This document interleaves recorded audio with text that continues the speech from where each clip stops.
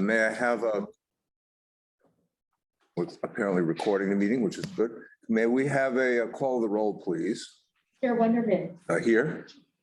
Director Dohodo, Here. and Director Antilli. Here. We have a quorum. Okay, please stand and if you will, and join me in signing the Pledge of Allegiance. I pledge allegiance to the flag of the United States of America and to the republic which stands one nation under God, indivisible, with liberty and justice for all. Thank you. So, ladies and gentlemen, here in Alameda or joining with us remotely, welcome to WETA's Board of Directors meeting. This monthly meeting is being conducted in person and by video conference. It is being recorded. To reduce background noise, all video conference participants will be joining the meeting in listen-only mode, and you'll be muted during the discussion. WETA does welcome your comments, and a public comment period will be set aside after each discussion period and will be accepted in person as well as by video conference. Video conference participants wishing to speak are requested to email your name and item number you'd like to comment on to boardofdirectors@watertransit.org. That's boardofdirectors@watertransit.org. If you're not able to send an email, you still will be given an opportunity to speak on that item after others who have already signed up. So welcome to today's meeting. We have, I'll give a kind of a brief report. I don't have too many comments to make, but kind of a general comment. I did want to say before I get to the next thing is that we had a real loss in the WETA family over the last week, and the son of our esteemed Chief Financial Officer, Erin McGrath, her son James, passed away in New York City unexpectedly. So obviously for Erin, it's a devastating moment. You know, there really aren't words to describe what a parent goes through when their child passes before them. And from all I've read about him, he's quite a wonderful young man. So I would like to offer that today we adjourn the meeting in the honor of Erin McGrath's son, James McGrath Wong, please. And with that, I will just say, if you read through this agenda and the materials, you could look at it as just kind of a series of items of things that we're doing in the staff report, things that we'll get to in a few minutes. But if you really take it, if you really look at it, this organization is really pushing the envelope on a whole number of fronts. And I don't know that I've seen too many agencies doing what we're doing in a situation. Now, some of this is certainly the function of the pandemic. We're going to go through the financials, so I won't get into any of the details because we're going to talk about it. But we're moving forward at the same time. We've seen a massive drop in ridership. It's improving, and a massive drop in fares because we cut the fares, and we were strategic about that. It's probably, I think, it's the right thing to do. But the implications of it as we go forward with significant expansions in service and locations, new potential destinations, is really something to think about. Just the on the operating side of what we're doing. It's a big deal. I don't know that there's another transit agency certainly in the region. I'm sure there are around the world, but in the region, that's if you look at what they do versus what they plan to do over the next not too distant period of time, there's such a different it's such a different scale.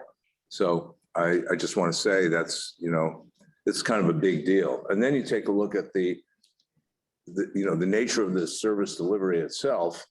When you look at moving the enterprise from diesel powered, an old school, what we took for granted as the way vessels and machines were powered before, to going to zero emission propulsion system, which is, as new age as could be. And just a couple of years ago, we sat here, or it wasn't exactly in this room, but it was a room like this, in which staff presented on the feasibility of taking a boat that's, got this highly concentrated system of propulsion through diesel and switching it over to a battery and having the same effect. And, in a bay, with tremendous friction and tremendous resistance. And come on in, Director Moyer. I was just spouting forth.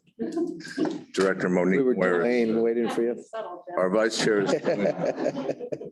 So, here we are, having just last week dedicated our latest vessel, which is a tremendous new vessel. And thank you, Vice Chair Moyer, for leading the ceremony on that, which is diesel powered, knowing that as we're even producing more of those vessels, we're going to be out there really looking hard at the next era, which is going to be zero emission vessels. And, this isn't just not a small thing. I think it's a really big move for an agency to make and get out in front of this. And it's certainly my hope that we can be at the front of the pack of this, and that we learn what the technology is available and which vendors are available and what it really means to the operation, and push forward quickly. Sometimes here in the Bay Area, sometimes in California, things don't go as quickly as we would like.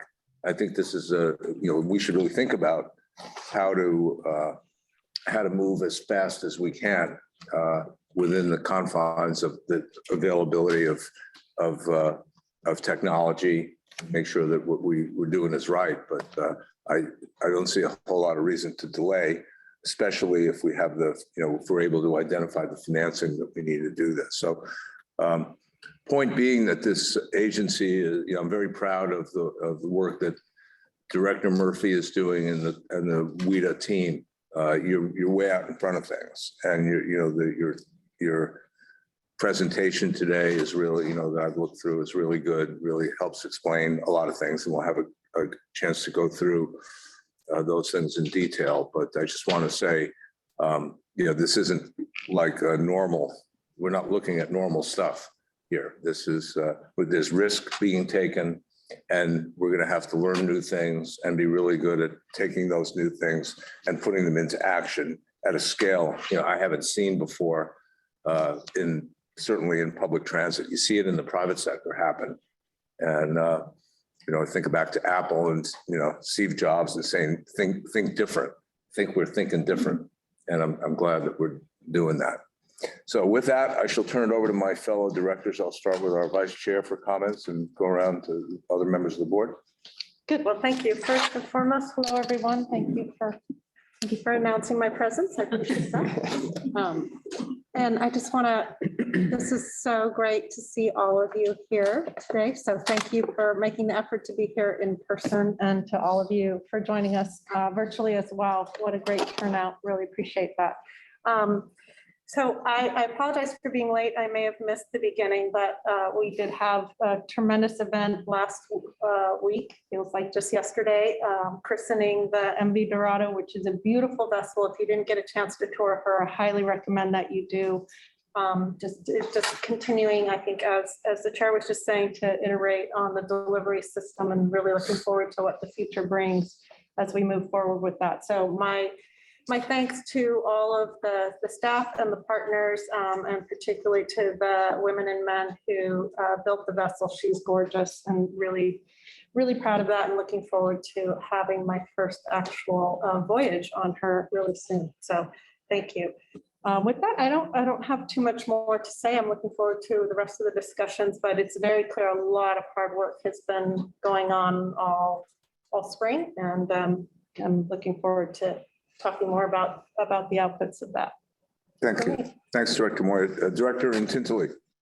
Yes, I'd like to thank Lauren Gallardi for attending regularly now the City of Vallejo Government Affairs Committee. We have all of our local, state, and federal elected officials represented there, and I think it's a very important thing that she's doing, and I very much appreciate she was there this morning. And of course, I want to express my sympathy to Erin. I don't have anything else I can say now. That the depth of her sorrow is appreciated, understood, and I hope God brings her peace. And that's about it. Thanks, Director Antilles. Director Delmano. I have nothing. Okay, thanks very much. Let's turn it over to our report from our staff. Excuse me just a moment, Chair. Director Alba was trying to connect internationally, but for some reason the link, it's not allowing her to connect. So I sent her a phone number, but I'm not sure. So he's not able to dial in? Correct. Okay. Is there anything we can do to help accommodate her? I sent her the phone number, but I'm not sure how she would dial it. I mean, I gave her the phone number to dial it. And Okay. so, Okay, let's go forward with the agendized items. So Executive Director Murphy. Yeah, thank you, Chair Wonderman. Thank you, board members. Wanted to talk about a couple of updates. One, just from a marketing standpoint, thanks for your comments about how we're trying to stay ahead of things and be on the forefront. We're trying to do that with ridership. We're certainly leading the way so far, and we want to stay there. And we know that summer ridership is typically a time when WETA service and ridership increases. So we're wanting to make sure that all eyes are on our service and aware of our service moving forward. Tom Hall and his team have been working hard to make sure that we have marketing, increased marketing efforts that will help accomplish that goal. And so I wanted to turn it over to Tom to talk a little bit more about some of those details. Go ahead, Tom. Great, thanks, Seamus, and hello, Chair, Vice Chair, board members. Sorry, I couldn't be there in person. Had a very important 6th grade promotion to attend this morning here in Vacaville. So I'll be doing this remotely. Just wanted to touch on a couple things. One, you may have noticed in the ED report that coming up on June 11th, so a week from Saturday, we'll be holding our first ever Ferry Fest. And this one will be in Richmond. It'll be the first Richmond Ferry Fest. The idea is to offer free ferry rides for the community. We'll just be doing 25-minute harbor tours, not going over to the city, but just giving everyone in the community an opportunity to get on the ferry. I know Director Delbano has mentioned this in the past, but there should never be a case where a kid, lives within a couple miles of the bay and never gets on a boat in their childhood. So we want to make sure that it's a really great family event available for the Richmond community. It's also a marketing ploy to make sure that everyone in Richmond, El Cerrito, San Pablo, the surrounding areas knows that we have 7-day-a-week service in Richmond now. We have more weekday service than we did before the pandemic, and we have a really good weekend schedule as well. It's also a Giants day game that day, so I think we'll have a lot of good activity down at the ferry terminal. We'll have a DJ, food and drink will be provided by Assemble Marketplace. We've included a lot of community partners. I'm going to forget them, so some of them, so I'm not going to name them all here, but Bike East Bay is going to be doing a children's bike rodeo at the event as well, and we have some other great activities for kids. So we're really excited about this. KCBS Radio is going to do their live traffic updates from the event that Saturday morning. So we're excited for a lot of energy down at the Richmond Ferry Terminal on June 11th. The other thing I wanted to share briefly is an ad campaign that we have coming up. So we, BART at their Embarcadero station in San Francisco and also at one of their stations in Oakland has new video live boards that they're using to sell ads. And we thought this was a great opportunity. If you're at Embarcadero BART station, you're probably heading back to the East Bay or arriving from the East Bay. And we want to make sure that as many people as possible know about our extended lower fares and our expanded service. And so we're running some ads there. I'm going to share one with you now. Hopefully this works smoothly. There are a lot of creative sort of panels that are going to be employed. There's an 11 panel array that I'm not going to share here because it looks a little weird over Zoom, but we'll definitely share videos when they go live next Monday. This is a 3-panel array that sort of shows off what we want to share with folks around the Bay. There's no sound. These will be 15-second clips that'll run every 3 minutes for 8 weeks, starting next Monday. We did clear this with BART leadership. Both Seamus and I reached out to our counterparts over there to make sure that they were on board. They approved the art. It's not a competitive thing necessarily, but just about raising awareness and education about our service changes over the past year, making sure that we go into the summer strong. So with that, I'll be happy to answer any questions about our marketing efforts. Otherwise, we'll keep you apprised in the upcoming months.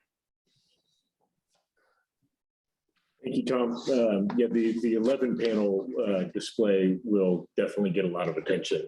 This is BART's first effort to create visual advertising like this at their stations. Caltrain has something similar at their 4th and King station. They're definitely noticeable, so it will definitely get some attention from riders, and we'll see what happens with that. Next, I wanted to turn it over to Lauren to give an update on our emergency response program. We did have a recent exercise collaboration with a number of other agencies to make sure that we're prepared to respond in case of an emergency, and Lauren's going to give us a briefing on that. Yeah, afternoon, everybody. So actually, the last time we were in this room, we had conducted an emergency response exercise as part of it's Golden Eagle, and it's a joint exercise between the Metropolitan Transportation Commission, MTC, as well as the Urban Area Security Initiative, which does a lot of emergency response activities in the Bay Area. It was an operational based event designed to promote collaboration and coordination between transportation agencies.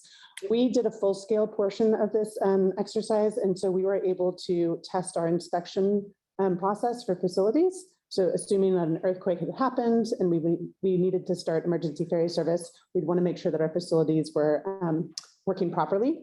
And so we had our building inspectors that we have an MOU with come out, meet a water taxi service that we have under contract as well, to be able to go to each of our facilities and do an inspection, see how that process works, and refined some of the procedures. A couple of the takeaways that we had, which I was just working on, so fresh off the press here, we realized that we needed to not depend on communication. So we want to set up an automatic trigger process for the inspectors to come out immediately. And there's some things that we need to do, including updating our facility security plan and doing a communications plan in order to support that automatic trigger process for them. We also realized, because there's 2 different companies, streamlining the way that they do the inspections, the actual forms that they use and the format that they'll provide a full report, that can be streamlined by having the same type of template. Those are the 2 biggest ones. There's lots of steps within those. So I think once we get a moment to breathe here, we'll be going through these action items to be able to create that automatic trigger process and the communications plan that would go with that to help support this and make it faster in the event we do have to do it. So That's awesome. Thanks, Lauren. Thank you. Yeah, these might seem like incremental improvements, and they are, but emergency response is just one of those areas where you can never be good enough, and we have to keep trying to do whatever we can to improve how we're able to do that. We've made some changes organizationally in how we handle emergency response as well. Lauren and her team, in their capacity as our external affairs leads, they'll be managing all of our collaboration with third-party organizations when it comes to emergency response. The operations team is taking over our internal preparedness and training and coordination. So they'll still be working closely with Lauren on these exercises, but give Lauren a little bit of breathing room on the internal training side of things. And since they are operations, which will ultimately determine our capacity for emergency response, they're very familiar with how we need to manage things internally. So Catherine and Tim will be managing that moving forward. Add my thanks to Vice Chair Moyer for her efforts to host us for the Dorado event. Really great event. Had a lot of people come by and tour the vessel. The media response was good. I think we got picked up on 3 of our broadcast nightly news stations. So a good public awareness building effort there, and really thankful to see the president of the Board of Supervisors in San Francisco, Shimon Walton, and the chair of the Metropolitan Transportation Commission there to help us celebrate the launch of the Dorado. Just an all-around great event. And the timing on the next vessel coming out of Maverick Marine is still a moving target, but we'll keep the board updated as that becomes more clear. And I hear that once you have the first vessel delivered, the next one is a little bit easier to deliver, and you learn a lot about how things need to work to manage that construction process. So hopefully that will be a much more quick delivery than the Dorado was. They're the same, right? Same type of vessel. There'll be some differences because they've learned some things that can be improved along the way. So some minor differences that will be better. But ultimately, yeah, same class of vessel, same characteristics. And then just one addition, it's not listed here on the agenda, but I did want to give a preview of the work on the business plan that's going to be happening over the summer. The board will be having a workshop coming up on the business plan, and that's where our service vision options will be highlighted for the board. So that's just a really important part of the process. The service vision is ultimately what we're going to get out of this business plan. And so understanding what those options are and how they compare from a benefit and a cost perspective is going to be important. We'll be having the first of several business advisory group and community advisory group meetings starting in June.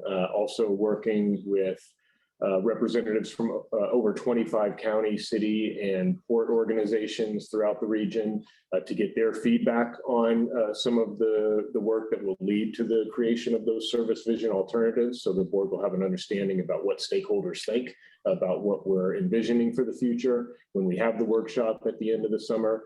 And we have launched a dedicated website for the business plan as well. So there's a place where the public can get up-to-date information and also provide their feedback. It's bayferry2050.org, and it hopefully will be getting some good traffic as this process continues.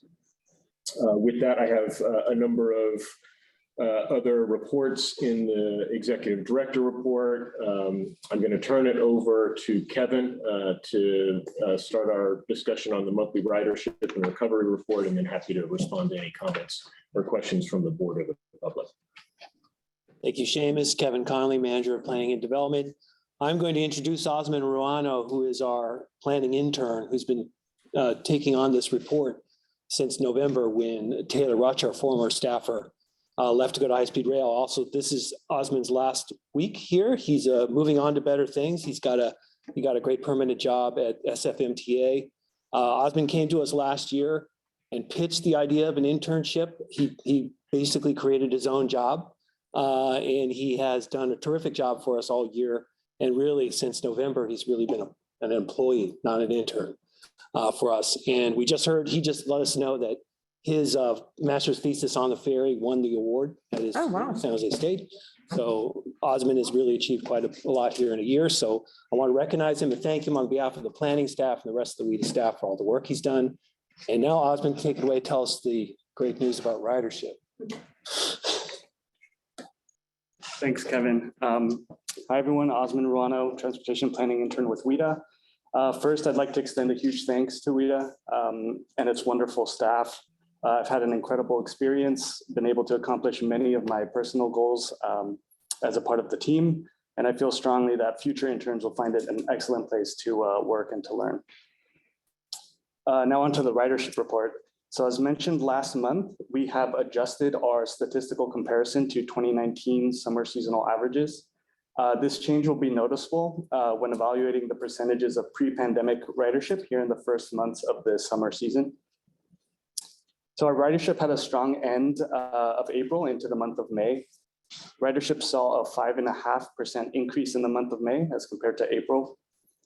Weekend ridership continues to be a strong aspect of our ridership, reaching approximately 70% of pre-pandemic levels in May as compared to May of 2019.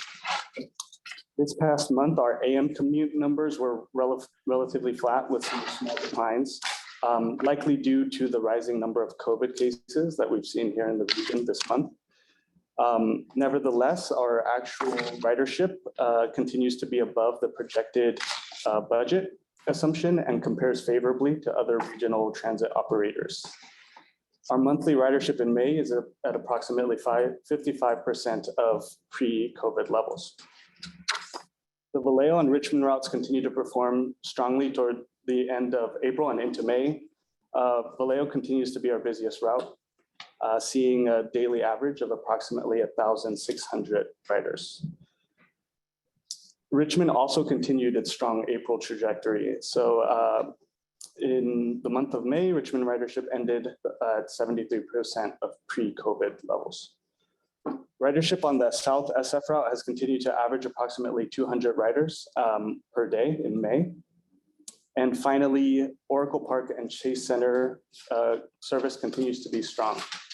Chase Center service has most recently averaged approximately 500 riders on game days, which is 100 more than what was seen as the average in April.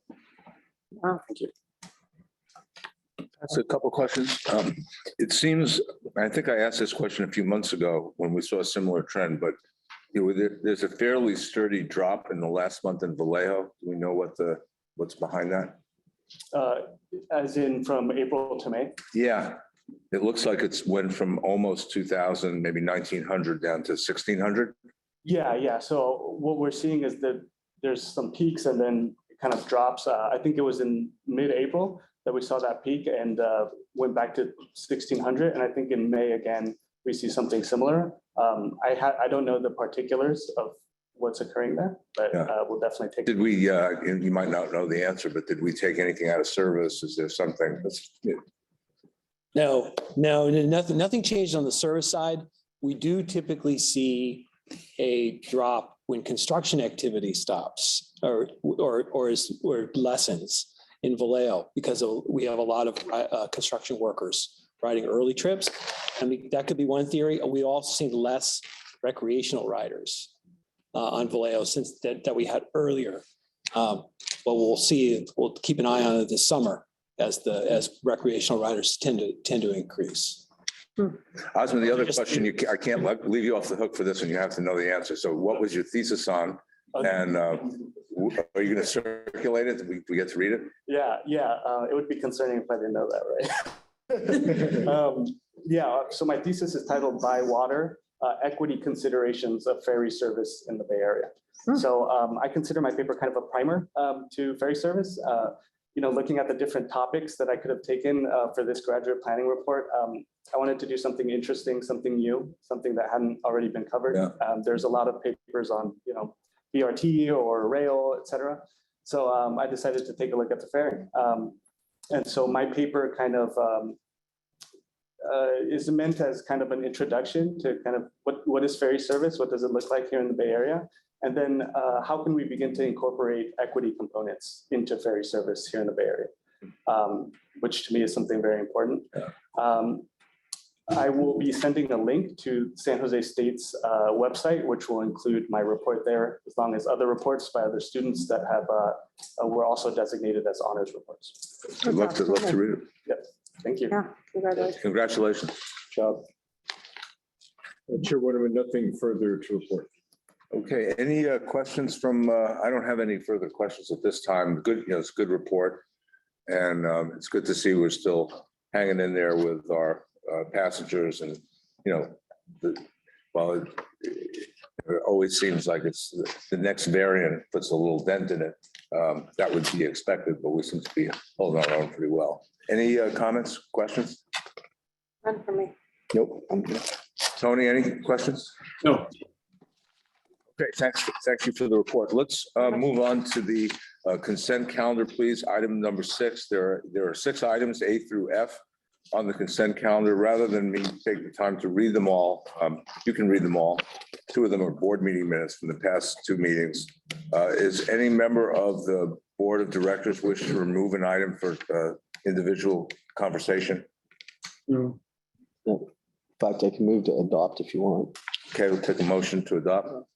I'll second. And a second, any member of the public wish to discuss any of these items?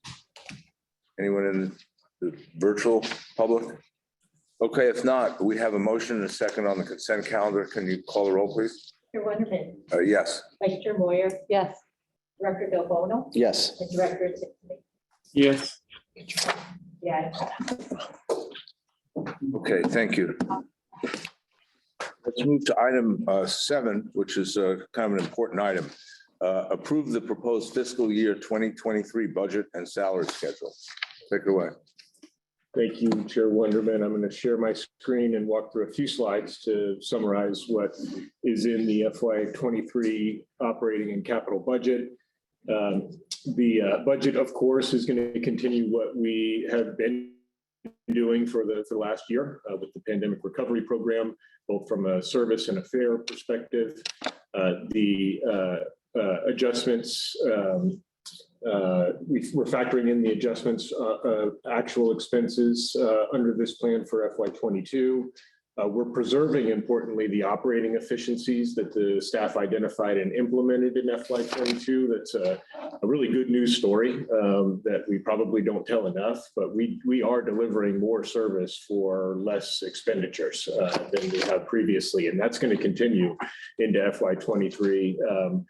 I give a lot of credit to the planning staff and our operations team for identifying those and for projecting really accurately how they would play out over the course of the fiscal year. We changed how we did budgeting with FY22, and it turned out to really be accurate. There were some points along the way when I thought our fare revenue would be way off. Of course, our fuel, we couldn't have predicted what would happen with the fuel budget, but from an operating cost perspective, otherwise, on a route by route basis, the new budget methodology and the new service efficiencies that they proposed really played out well in real time. And so that will continue in FY23. You can see here the expenses and revenues that comprise the FY23 budget. We are spending a little north of $100 million between the capital and operating budgets. Large portion of those coming from bridge tolls, a whole lot less than we would like coming from passenger fares, but that is increased over FY22 because we're projecting to end the year with 70% of pre-pandemic ridership. You remember from FY22, we projected to end the year at 50% of pre-pandemic ridership, and we've achieved that goal. Federal funds are making up what otherwise in a pre-pandemic year would come from passenger fares. So you can see that they are the largest share of revenues that make up our budget. On the capital side, the funding is coming from state funds that we're eligible for, federal funds that mostly go towards state of good repair and maintenance. Bridge tolls that are being used from both from RM1 to support the capital budget. And there's more on that in the next agenda item. I will point out in one of the attachments on the capital budget, the amount of funding that we're projecting to use from bridge tolls is not accurate. 8.62 million should be what it is from bridge tolls, and there's just one chart that has it a little bit lower.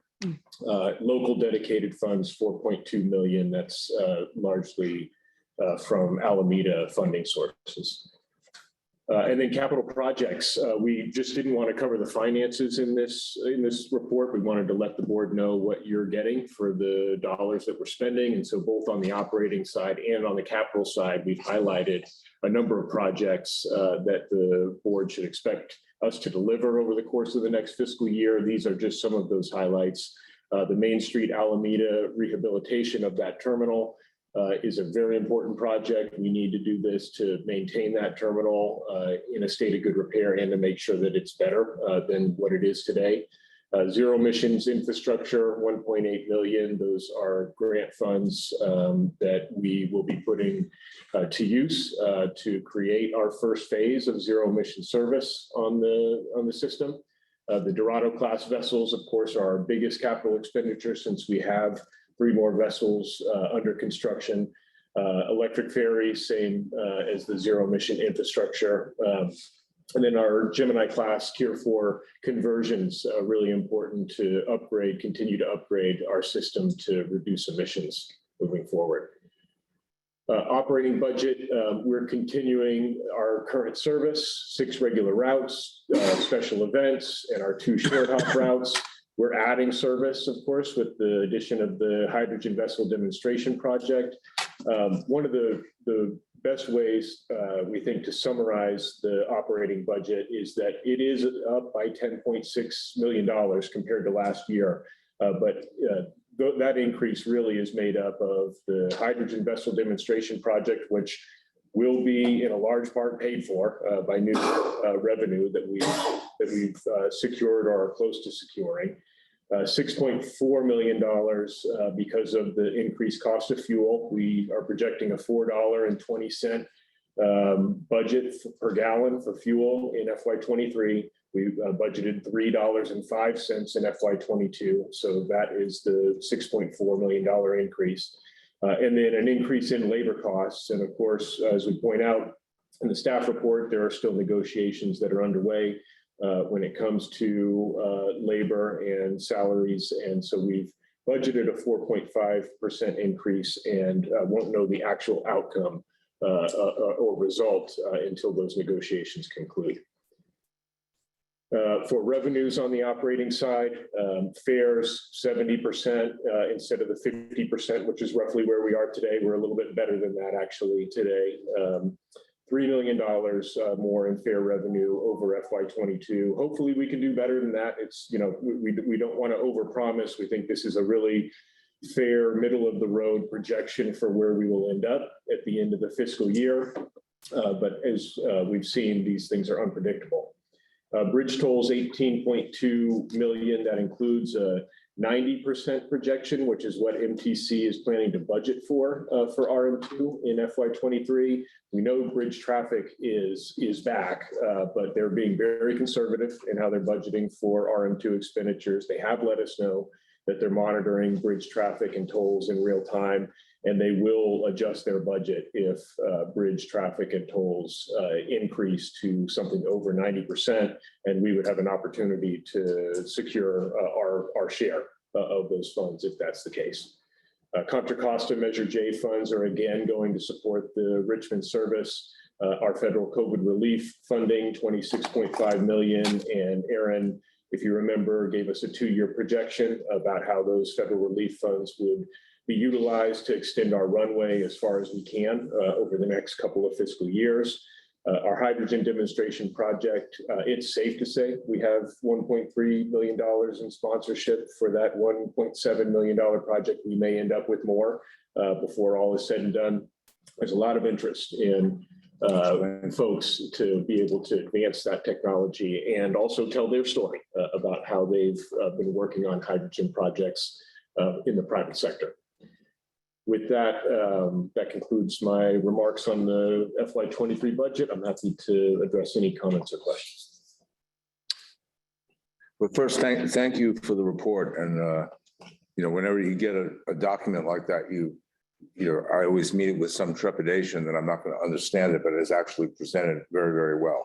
I felt like I really understood, and you cut it a number of different ways so you could, really see what the thinking that goes into it is based on. And, I think in a world of unknowns, it added up to making a lot of sense the way you put it forward. I had a couple of quick questions on the RM2 money. Could we get injured on the downside if bridge tolls drop for a reason? So I think we're at 90%.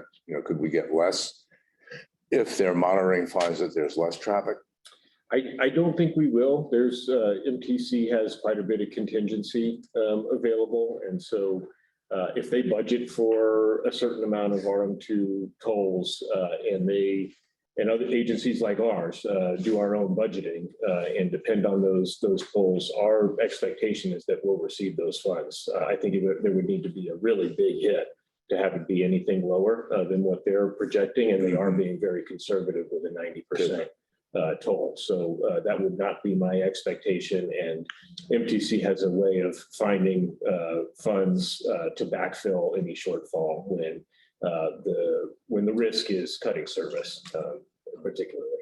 So speaking of finding funds, I know the budget's not predicated on receiving anything from Regional Measure 3, but we also know that Regional Measure 3 is, I guess, being heard. The process of the Supreme Court hearing the case is underway, I guess you could say at this point, at least the forerunner to it. What happens if the court were to find our way? And if the court, if it didn't go, I guess they could appeal to the United States Supreme Court, but assuming they didn't do that, what would happen, to us? How do we react to that, respond to that? Yeah, I think it's a good question. We definitely have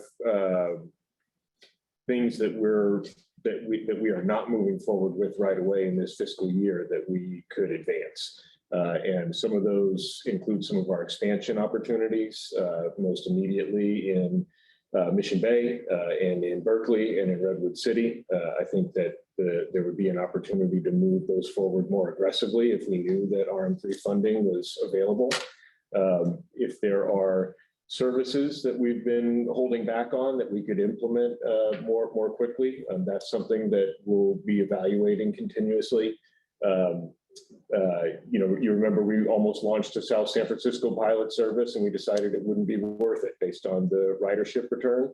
And we're evaluating other opportunities to do that. If companies are further along in their return to work and the investment is available from RM3 and it's worth our while to make that investment, then that's something that we might choose to do with additional funds should they materialize. Thank you. Would it be helpful maybe to give some clarity on the time frame? Yeah.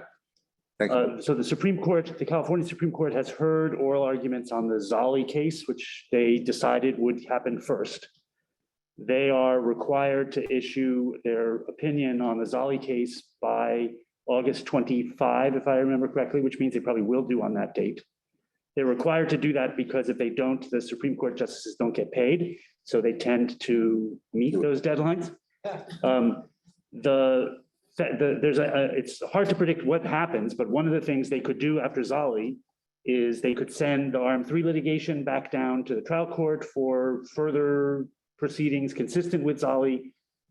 They could also the most aggressive thing they could do from WETA's perspective would be to set a briefing schedule for their consideration of the RM3 litigation right away without going back down to the lower courts first.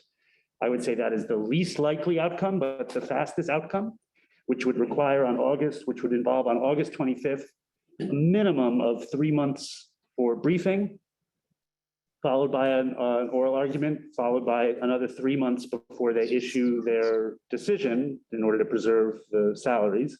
So the absolute fastest, which I think is extraordinarily unlikely, would be that a decision on RM3 comes down 6 months from August 25th.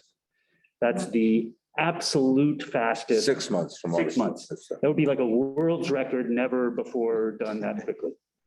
So the likelihood of, that presents a few months left in fiscal year 23, but not likely to. So that's not good news, but that's the realistic estimate I think we can expect. I don't want to take us off topic, but it has a material impact on the future of WETA. Why does it get sent back down to the trial court that's already found, already heard the argument and a judge has issued a decision? If the Supreme Court sets a new rule on what the definition of tax is, it may ask the trial court or the appellate court to reconsider and renew to hear more briefings on the case consistent with that, perhaps so as to avoid the need for the California Supreme Court to consider it in a situation in the first place. Was there any indication, and I promise to get off this subject unless other people want to talk about this, I'm always fascinated by this. Was there any indication from the oral arguments or the judge's reactions to the oral arguments in Zolli that indicate one thing or another? This would be just my personal handicapping. I don't know that there's universal acceptance, but my sense is that they were most interested on Zolli at the oral argument on issues that actually don't relate to the RM3 litigation.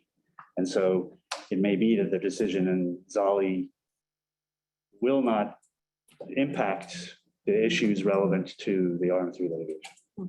I never thought they related in the first place, but nobody asked me. But I thought I'd pass that along. Okay, thanks. Members of the board of directors, do you have questions? Let's start with Director Delmano. I just want to get maybe some point of clarification, or some understanding and backup of what we talked about when the budget happened, because I know it's caused some confusion out there specifically under labor and fuel cost. When we were presented the budget, I think the whole board understood that the 4.5% in there was a placeholder for the budget.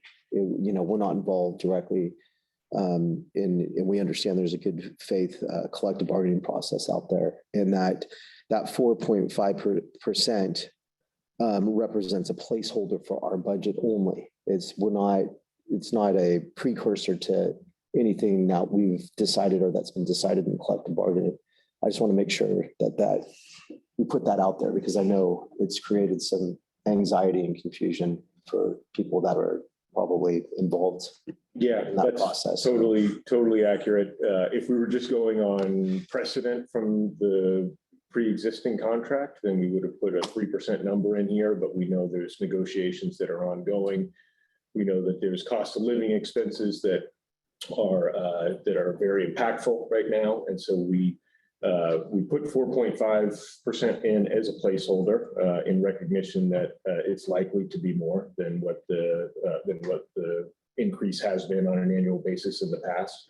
But we don't know the outcome of those negotiations. We also want to make it clear that depending on what the increase is moving forward, we will need to figure out how to accommodate that increase depending on the magnitude of it, and how to identify revenues, the best way to identify revenues to maintain our service or make other decisions about our service if we're not able to identify the revenues. That would be the decision for us depending on the outcome of those negotiations. We also do have some contingency in the budget to support some increase if it isn't so great that it exceeds that contingency. I don't have an exact number for what's in the budget as far as that contingency is concerned, and it's not. It is unallocated contingency, I guess you would say. So it's available to support a number of different needs throughout the budget should they exceed their projected costs.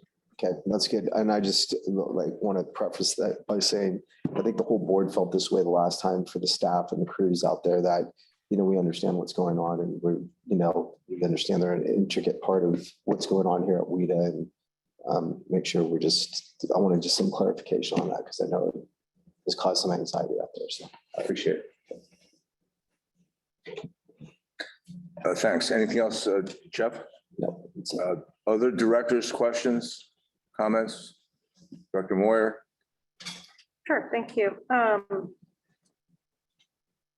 I'm very sad that Aaron isn't here today because for the obvious reason, many of you know that Aaron and I were colleagues a long time ago, and when she was pregnant with her son, James, I was pregnant with my oldest as well. So we go back a long time. It hurts my heart very much for the circumstances that she and her family find herself in. But also, I would just love to celebrate with her what a fantastic document this is. I'm super thrilled with as one of you said, the ease with which and the readability with which I was able to go through the budget and be able to follow the logic of it and the various and complex different revenue streams that we have, and then really understand the risks. And you've just identified two of them, both of which are beyond the control of us as board members, but very significant to the success of our business. And so I remain concerned about the risk from fuel. I think watching the price of the current price of a barrel is pretty astounding how fast that rebounded from its darkest days that seemed not so long ago. So I don't think we're going to be out of that in this fiscal year. We'll likely need to come forward and make some changes to the budget at some point in the fiscal year, unless we get lucky with RM3 in the last inning of the fiscal year, but that didn't sound too promising. So thanks for that, sharing that.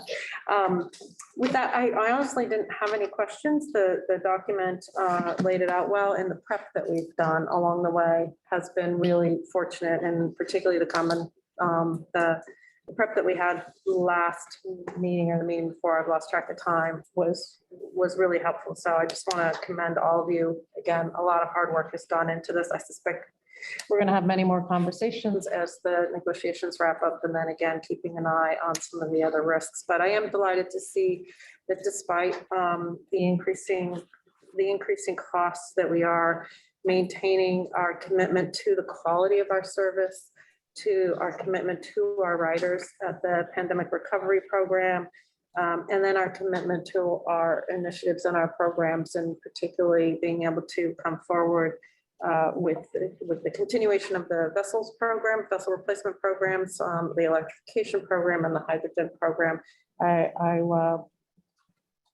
wasn't expecting to see that we could accommodate all of that, and it was nothing short of a miracle that we can. So my kudos to everybody. I hope we get through the year with all of that intact, and look forward to seeing how it comes out.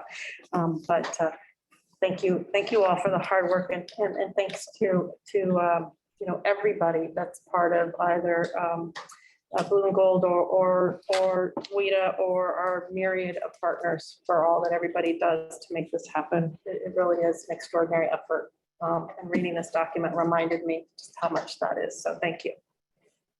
Thank you, Director Moore. Well said. Thank you. Director Tintley? Well, I had the same question concerning the estimate in there for labor costs, but it's been fully explained, and it is an excellent report. When the time comes, I'd like to move the recommendation. Have a motion. We have a second. I'll second it. Go ahead. We have a motion and we have a second. Big talker. We have a motion and a second on the item. Do we have any members of the public who are signed up on this item? Anyone who would like to make a comment on the budget from the public? Yeah, I'd like to get a clarification here if we could. Come on up. A lot of us, how you've allowed 4.5% just penciled in, not knowing what the labor costs are going to be. Based on what you just stated in your report there, you're prepared to deal with higher numbers than that should Mr. Murphy here decide to be generous with the force and labor negotiations? We're prepared to deal with higher numbers depending on how high they are. Well, of course, within some kind of same limits. Correct. And we would, and how we deal with those is up in the air. We, at our 2 meetings ago, we had a 2-year budget projection, and it showed us hitting the fiscal cliff in FY25. Okay. There isn't anything on the horizon in terms of new one-time money that would extend that runway for WETA. And so from a service standpoint, we're very worried about our ability to maintain service over the even short term. And it will totally depend on what our labor budget looks like, what our fuel budget looks like, and other unanticipated impacts to our fare revenue based on the ongoing uncertainty with that. Okay, no, I was just trying to clarify this so I can get an idea where, if there's a problem here, where it lies.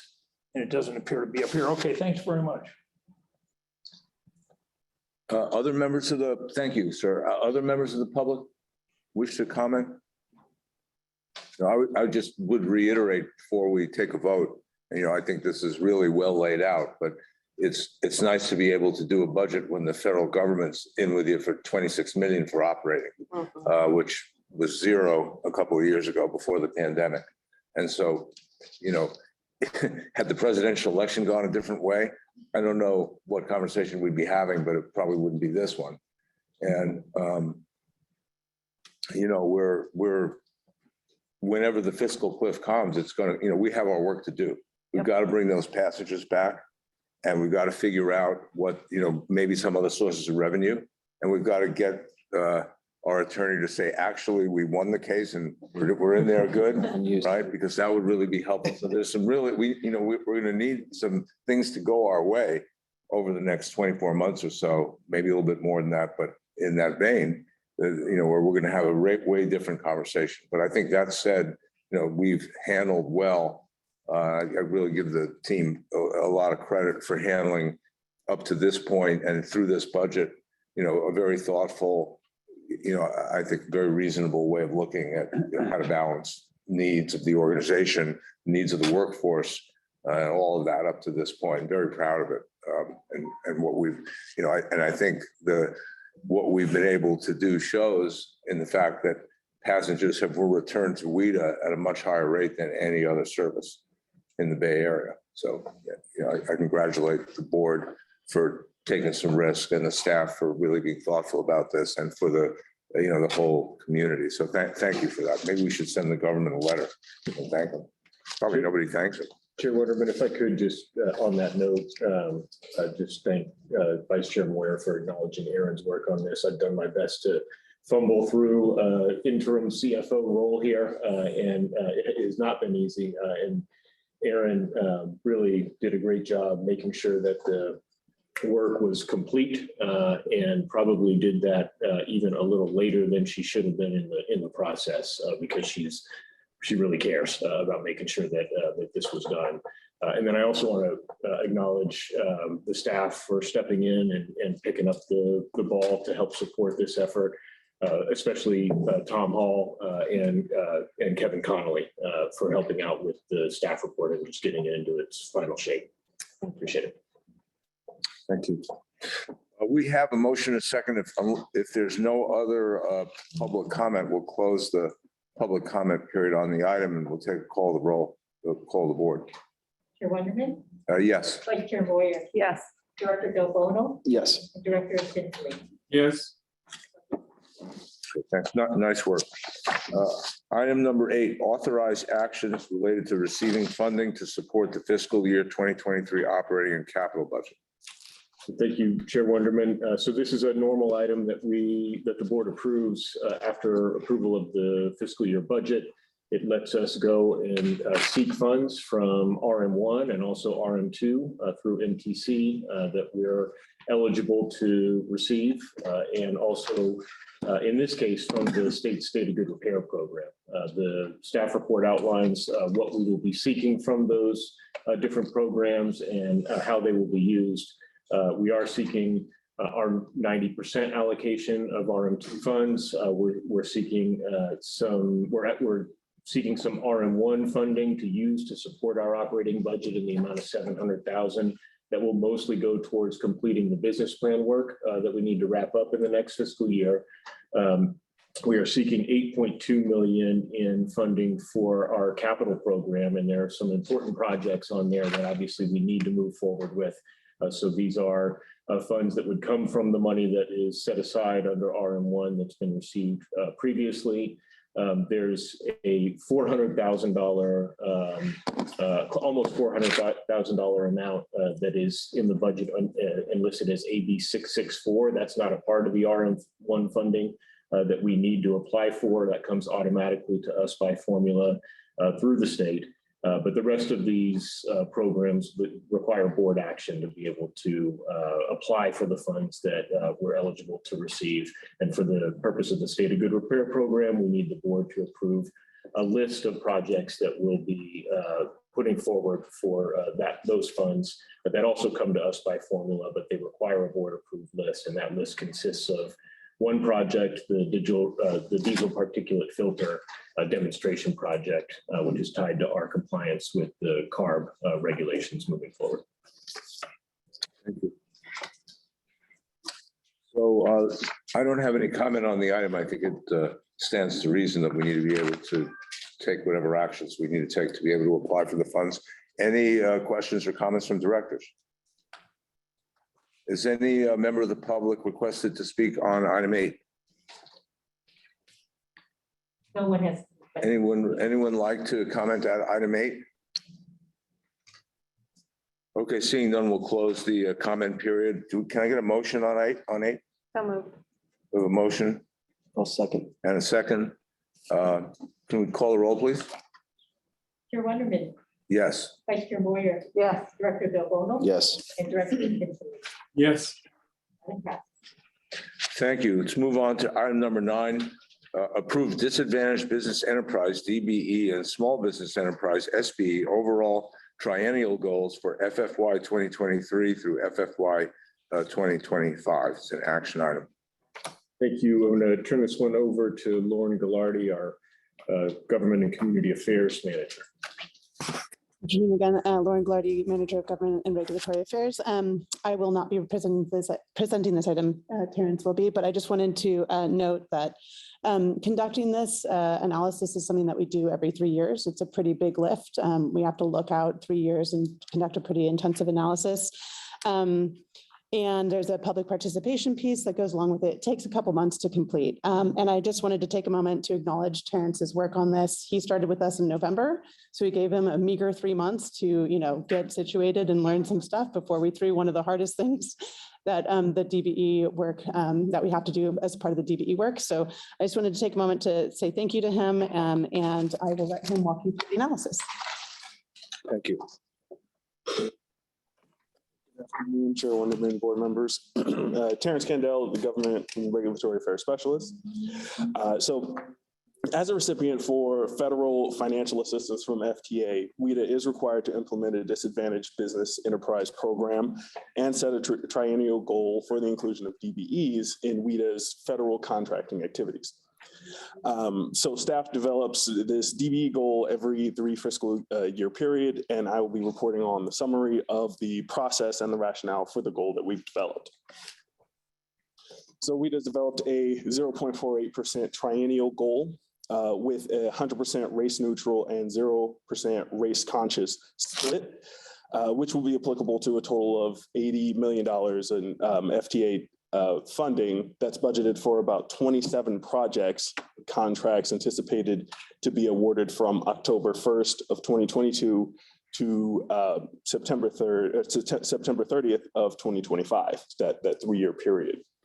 The amounts budgeted for FTA funds is higher than the previous triennial period due to $50 million being budgeted during that period for COVID relief funding. The proposed goal is actually higher than our previous goal, which was 0.24%, because the projects in this period, we have 3 vessel half-life projects compared to the 1 vessel half-life project, which garner more DB or participation in that project. So the proposed goal reflects the relative availability of ready, willing, and able DBEs in our market area that are likely to compete for our federally assisted contracts. And the kind of contracts include, for that 3-year period, will be 22 vessel engine overhaul projects, 3 vessel refurbishment projects, 1 dredging project, and because we received the COVID federal relief funds, our operations contract. So WETA's federally funded capital projects consists of overhaul projects and marine construction projects that include very specialized work with limited contractors available to do this work. Therefore, in the analysis, it reflects the low DBE participation on those projects. So our market area is where most of the contractors that we do business are in, and where we spend the majority of our federal contracting dollars. And so it consists of the 9-county Bay Area. The local market area is determined by the types of contract, and the majority of vessel refurbishment contracts require shipyard work. So the majority of those are in San Francisco Bay Area and the San Diego County.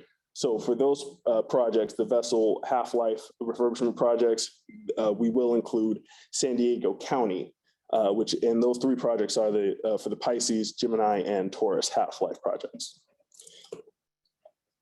So the first step for the goal development is to determine the base figure of relative DBE availability for these projects. And we use the North American Industrial Classification System, or NAICS codes, which within the county area, we take businesses that are related to the work that needs to be done on the contracts and break them down by these codes, and they fall under these codes. So we identified 20 codes of pertinent work of area of expertise for the contracts. These codes in the market area we determine the number of DBEs that are under these codes, and then all firms, DBE or not, under these codes. And then we determine the relative availability of those DBEs within all of those firms that we tally up.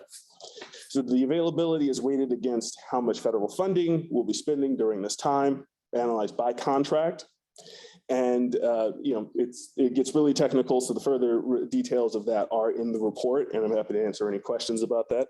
But I want to go through the steps of it. We examine the nature of the contracts and the agency's past participation to determine whether any refinements from the base figure needs to be made.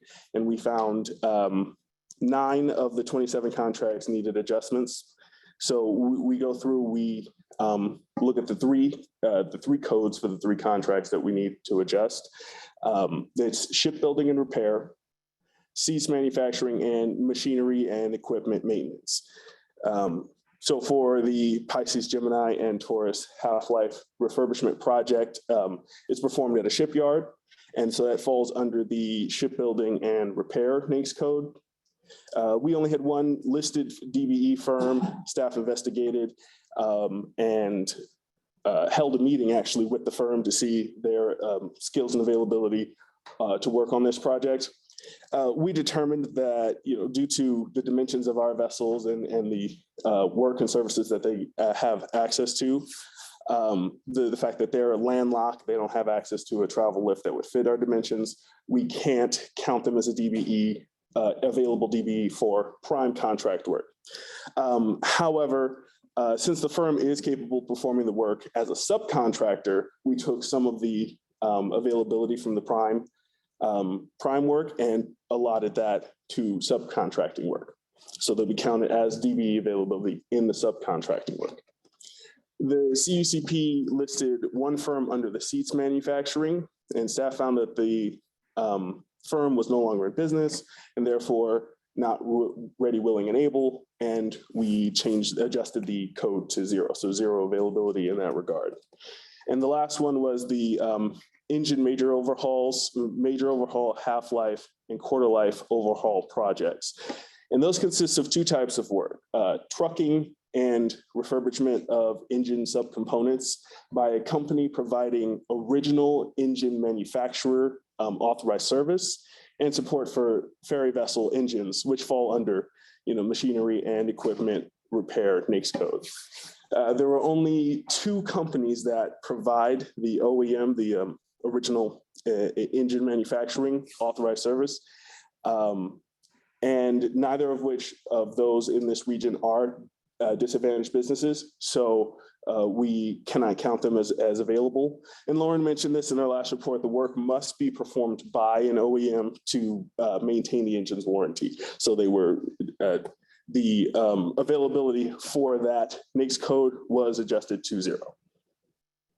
So the final step in the process is to report this, is to do a public participation process, which consisted of consultation and public participation sessions on April 11th and 26th. These meetings included trade groups, minority, women and general contractor groups, community organizations, and other representatives to discuss how to increase DBE availability and minority and women-owned businesses in federally funded contracts. So we presented our initial DBE goal at these meetings, and we allow for a period of comment, questions, and feedback on that goal. No comments or feedback was received from the public.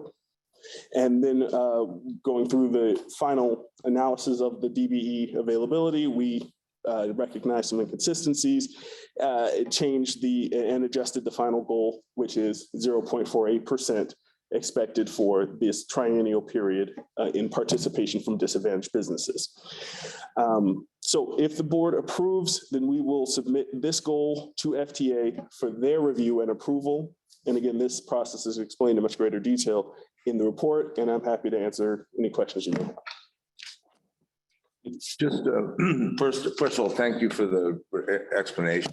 And realize there's there's a lot of work that goes into this and categorization that has to happen, and they don't tell you to bend the rules. So we get that. On the SBE portion, are we acting on that or just the DBE in this? We are also submitting the small business enterprise goal, which will be 7.5%. We go through the same process, but instead of looking for disadvantaged businesses, we look for those are registered as small businesses, small business enterprises. And the initial base goal was around 3.4%, but that didn't take into account the operating dollars that are now counted under the contract. They go to Blue and Gold, and Blue and Gold ends up working with a lot of small businesses. And so we adjusted it just to our previous goal, which was 7.5%, to account for, the fact that we may have more small businesses that work with Blue and Gold under the operations contract. Okay, thank you. So, I guess I would say, we go through a lot of analytical work to come, which is really good, the nature of the analysis that we do, to come up with an answer that we don't like. At least we don't like it if we're me. Yeah. And I would assume a lot of folks would see it that way, and this board has had a number of conversations about how we do better. And, I'm wondering, I know we're not magicians, but it seems to me somehow or other, we could be doing more looking forward, so that when we come back in 3 years, we don't get a similar kind of a report, and I don't know that we can or we can't, that we have the authority to do it or the wherewithal to do it. But I do think we have the will to do it, to create more of I don't know what the word is, a network of operations here, an ecosystem that could be, where we could play more of a developmental role. Because what we're doing that's different from before is, we have more vessels now, and we're predicting, a certain level of purchase, and then you roll in the zero emission piece of it. And so it seems like maybe we could be doing more work in the 9-county Bay Area, given that we're putting in a lot more money, right, for this than we did in the past. We're up in the game, and I don't know what that would entail, but we've got a public maritime academy. We've got labor unions. We've got different organizations that are maybe capable of helping us figure out how to attract more minorities into the field, and so that we could start having some companies around here that we can rely on and get that number up to something that I think is, I prefer to report publicly than this. Yeah, and I just wanted to jump in here because this goes back to the report that we brought to you back in the beginning of May. That number is based on the number of DBEs that are available to do those types of work. And again, the way that we program our federal funds really affects our DBE goal. So if we're funneling all of our funds into vessel refurbishment projects, there's a very small number of DBEs that are around to do that work. And so that's why that number is increasingly smaller. Last month, we got direction from the board to work towards increasing our outreach for DBEs to try to increase the availability of DBEs. So we're developing plans to host a workshop with other ferry operators on the West Coast, including Golden Gate and some folks up in Washington, with the maritime trade organizations, with marine insurance firms, with other trade representatives, to try to see if we can break down some of those barriers for small businesses to become DBEs and to start working in the maritime field. So that's something that we will be doing. And we're hoping that the next time we bring a goal to you, we'll see more DBEs in that one column. But those are some of the efforts that we're going to be putting forward in the next year. Thank you. I know you, no knock at the work that you did to Yeah. the report This and is the outlook. exactly something we looked at as well. Yeah. so. I did want to, Appreciate it. I did want to note one thing on the small business goal. We increased it above what the analysis provided us in recognition of the fact that maybe there aren't that many DBEs, but maybe we can capture some more small businesses. And again, the goals are aspirational. So I don't want to keep a goal at the lowest level possible. I'd like to have it a little bit higher. And we have that flexibility on the SBE side. We don't have that flexibility on the DBE side. So we tried to increase that goal to give us something to work towards. Questions and comments from other board members? No, I just, between May and your presentation over the years, I understand this a lot better than I did when I first started sitting on the board. And I'm excited to see what we can do. I mean, in the end, even if we don't raise it, just networking and bringing it up, people out there and people together that, we'll start thinking about it and talking about it, I think is important. And I think it's great that you guys and WETA leads on that. So thanks. Director Moyer? Any comment? Questions? You often have questions, subject. I do, thank you. So first of all, I appreciated your remarks, Chair Wenderman. I feel the same way. But most importantly, I thank you for your work on the submission. That I think Chair Wenderman said it best. It's a lot of effort for really a disappointing outcome, at least on the DBE side. Nevertheless, I think the education that you gave us a meeting or two ago has been helpful, and I can say I wasn't as shocked as the last time we had this conversation as I thought I would be. Did I understand you to say though that the 7.5 SBE goal is the same as the last triennial period? That's correct. That's right, Yeah, we held it at the same.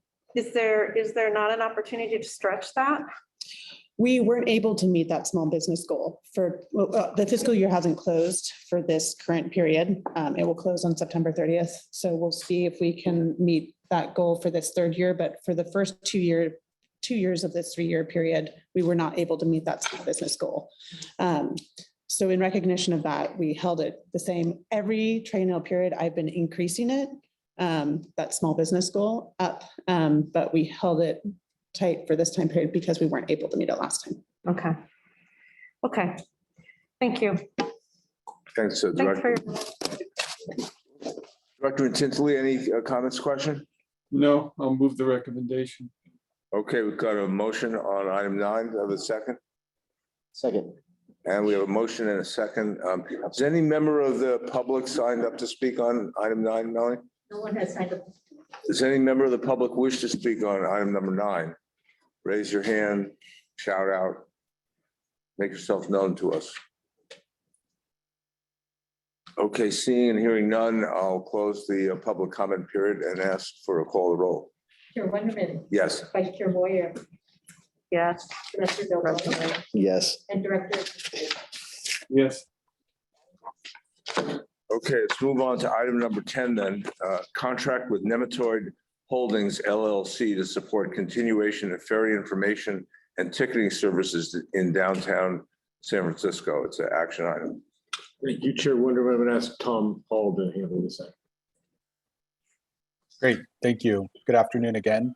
I'll just offer some brief remarks on this topic.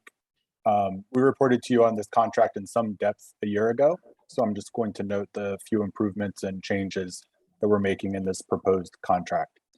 First, we've proposed a 5-year contract in lieu of 1-year contracts that we've typically executed in the past.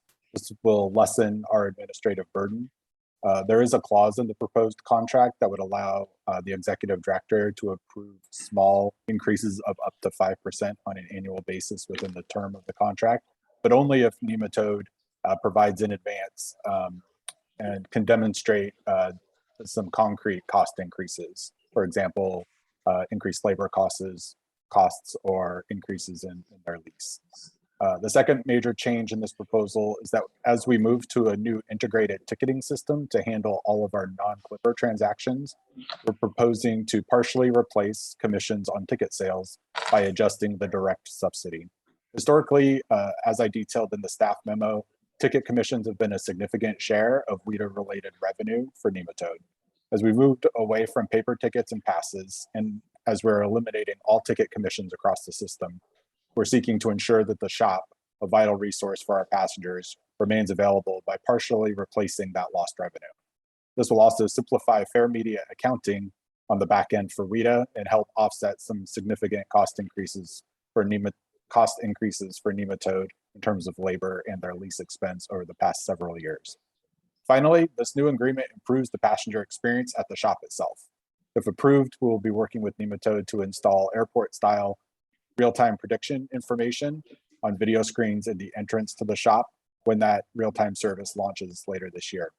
In addition, Nematode agrees to provide space in their merchandise section for San Francisco Bay Ferry branded products available through our merchandise shop, the Aft Deck, which we just launched yesterday. We will also have the ability to use bay crossings for social media activations a few times a year, and we'll be receiving access to some really critical storage space at the Ag building that Nematode manages that we'll be using for information carts that'll be used at our downtown San Francisco Ferry terminal. Bay Crossing store manager John D'Agostine is currently on holiday in a country that blocks Zoom, but he has found a way to get on the phone. So if you have any questions for him, he is there and should be available. With that said, we recommend authorizing the executive director to approve a 5-year contract with Nematode. I'm happy to answer any questions that you may have. Chairwoman, if I could just add, thanks to Tom for coordinating this report.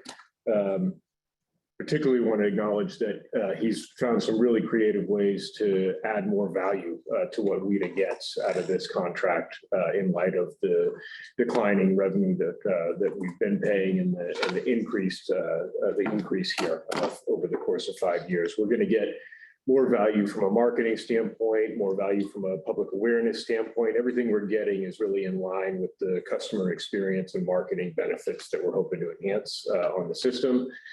Also wanted to clarify that we did subsequently ask about the term of the lease that Nematode has with the port, and it turns out it is a 3-year lease from here moving forward. The lease expires at the end of 2025. And so if the lease is not renewed, of course, by Nematode, then we would not continue the remainder of our 5-year contract with them. But that was new information that we identified this morning. And so wanted to make sure the board was aware of that. Okay, thank you. I don't have any, I think it's a fairly, I think it's a good approach to a problem. And, on the historically, I think we've benefited a lot by having this relationship and, the presence in the ferry building where it counts, busiest location. So any questions, comments from the board? No, I'll make more of a comment to that. I think to put out to John and Bobby, who are obviously Nematode themselves, but I think we get a lot out of this contract. I think both of them are huge fans and promoters of the ferry service across the bay. So I think this contract is well in place, but I also think they deserve some acknowledgement too, just being good partners and been around a long time. And obviously since the beginning of the ferry, since the ferry system really was brought underneath WETA, we get a lot for our dollar out of it. So thanks for doing that. Other comments from board members on this item? Yes, please. Thank you. Go ahead. So I would agree with Jeff Delano on his comments as well. But one of the things I wanted to comment on is someone who spent a lot of time in the ferry building for many, many years. The service that they provide, particularly for visitors, is invaluable. People wander around the ferry building in search of their ferries. And sometimes their ferries actually up at Pier 41, which is confusing given south is even and north is odd numbered piers. So it's really helpful that they are there. Given the historic nature of the building, we can't just put signage all over the place. So I really like the idea of putting the screen up for the real-time arrivals at the store. So I think that's a huge significant move forward. And I'm curious about the carts, Tom. I would love to hear a little bit more about the carts and how those will play out. And then my question for you is what would be a good cadence to report back on how the enhanced info services are performing, and whether they're providing additional value, if there's even a way to measure that. I'm not sure that there is, but I'd love to know how we can capture that. Yeah, so I'll take that second part first. Thanks for the comments, Vice Chair Moyer. So I think we can update the executive director report, the written report, on a whatever cadence that you prefer on when we're rolling out these improvements to the storefront to enhance the passenger experience. Certainly report on any of the activations that we do, and then when we launch the real-time system, we will certainly update you at that point. I think what something that Raphael Regan on my team and I do, both as ferry riders and as folks managing this program, is visit the shop sort of unannounced from time to time, just to see how it's working and to see what the interactions are like, and if people are getting their questions answered, and if people who are maybe just visiting the ferry building as tourists and didn't know they could take a ferry from basically that location to Oakland or somewhere else, just seeing if there's a little bit of serendipity in it, because that's what we're hoping for with the marketing messaging that we do there. I also want to acknowledge related to that even though we're not doing commissions on tickets anymore, in talking with John at the shop, they really wanted to be able to provide ticketing services to people, particularly seniors who are visiting from out of town or out of the region. And so we are working to get a point of sale device from our new integrated ticketing system stationed at bay crossings. We won't be doing cash sales, but that's a very small percentage of our sales anyways. So they'll still be able to offer paper ticket sales with no commission using a card or Apple Pay or similar. They're at the shop. So if people need to buy paper tickets, they're visiting from out of town or out of country, they will still be able to do it at bay crossings, which will reduce some of the burden on our crews at the boats themselves. Shifting over to the information carts, this is one of Seamus's great ideas that he brought back, I think, from visiting and touring New York City Ferry. Essentially, they don't have ticket offices at any or all of their terminals, but they do have small information carts staffed and able to help people. We do have guest assistance representatives employed through Blue and Gold Fleet that are really focused on the downtown San Francisco ferry terminal. Obviously, more than 95% of our passengers go through that terminal on a daily basis. And so in the weekday afternoons and then good coverage on weekends, we have 2 to 3 guest assistance representatives out there, sort of patrolling the lines, helping people with questions and queuing up. We thought that it would be a big improvement to have sort of a stationary spot there for them that we could really draw attention to with a flag and an umbrella and some signage. So it's a central place for people who are arriving to the ferry terminal and don't know where to go, don't know what gate to go to. Perhaps they're not using, the transit app or another digital device, or they're just, arriving from Embarcadero BART, having landed at SFO, and they need to get to Vallejo to visit wine country, or they need to get to Oakland. Having a cart there that we can then store overnight inside the ag building is going to be a big benefit, both for our guest assistance representatives and mostly our passengers, because they're going to have a one-stop shop to get schedules, to get real-time information, ticketing information. We won't be selling tickets at this, but we'll have QR codes so that people can scan it with their phone and download the app and be able to purchase tickets that way. We're also exploring putting these carts at our Oakland and Vallejo terminals to provide that service at 2 of our other busy terminals. Oakland less busy than Vallejo and downtown San Francisco, but has a lot of different services operating out of there between our Oakland and Alameda route all day, every day, and then our South San Francisco route and 2 sports services. So that's the idea there. We're going to explore it, see how it works, make adjustments as necessary. We've been working really closely with Blue and Gold Fleet and really thank them for looking at this transition to going to this type of system. And so we'll be rolling that out once the new ticketing system rolls out. Our current target is mid-July for that. So we'll be seeing some movement there soon. Great. Thank you. You're welcome. Thank you. Any other comments from the board? Just it reminds me that I come from a different era when it's comforting to hear that a paper ticket is still possible. Well, we all have to take a expansive view of what's possible in the future, Tony.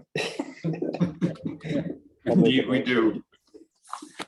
I'll make a motion. Director Delbano wishes to move the item, I'll second. and we have a second. Any member of the public wish to speak on item number 10? No one from the, has signed up to speak. Anyone wish to speak on the item? Speak up forth now. Okay, let's take a, without further ado, let's take a vote on the item. Chair Wonderman, Yes. Vice Chair Moyer, Yes, please. Director Del Bono, Yes. and Director Untitled. Yes. Hopefully they'll get their lease extension and we can keep this going. They'll create a new movie at Pixar called Finding Nematode.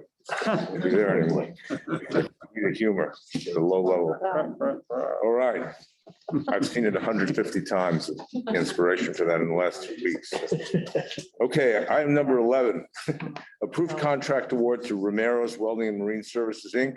for the South San Francisco Float Refurbishment Project. Thanks. Our engineering and maintenance administrator, Jeff Powell, will take this one. Thank you, Seamus. Director Wonderman, board members, I'm Jeff Powell, WETA Engineering and Maintenance Administrator.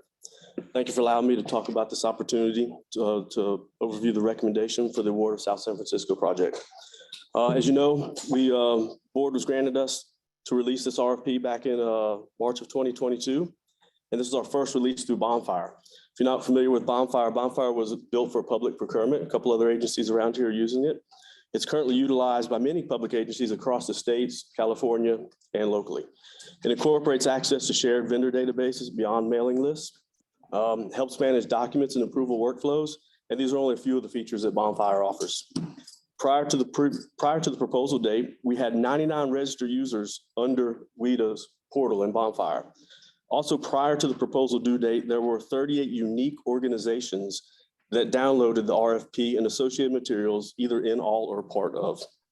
Many of the users were already familiar with the Bonfire portal as is utilized by local agencies such as Golden Gate MTC. WETA did send notifications out that this procurement was being routed through Bonfire. It was determined that there was adequate competition with this procurement, and Romero's Welding was the only proposal received in response to the RFP. In our diligence follow-up, we did reach out to several potential proposers who registered and downloaded the RFP to see if there was any specific reason they did not submit a proposal. Some of the responses were they wanted the work to be performed at their facilities, such as shipyards, labor manpower shortages for the scope of work, and timing and schedule constraints for their organization. There was an independent cost estimate performed prior to the receipt of the proposal and documented in the project folder. We did extend the proposal due date to allow for 1 week of evaluation before releasing a notice of intent through the Bonfire portal. And consistent with federal requirements, there was a price analysis performed, also documented in the project files.